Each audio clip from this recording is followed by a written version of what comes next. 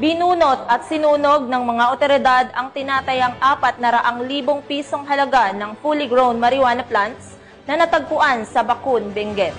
Magbabalita dyan si Patrolwoman Lizelle Digman.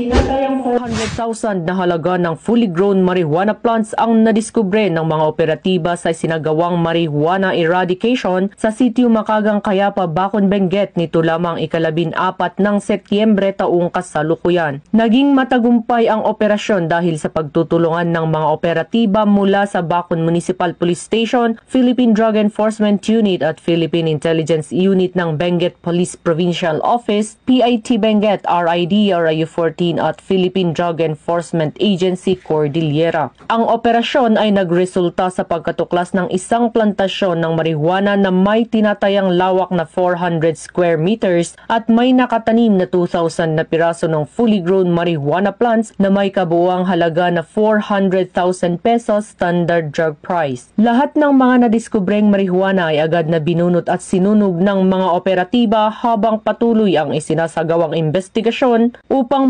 matukoy ang iba pang plantasyon ng marijuana at mahuli ang mga individual na responsable sa pagtatanim nito. Ang matagumpay na operasyong ito ay nagtatampok sa patuloy na pangako ng mga ahensya ng kapulisan na labanan ang mga ilegal na aktibidad ng droga sa rehiyon at bilang pagsuporta sa isinusulong ng Pangulong Ferdinand R. Marcos Jr. na whole of nation approach na kinakailangan para masugpo ang paglaganap ng ilegal na droga at maging illegal drug-free ang bansa.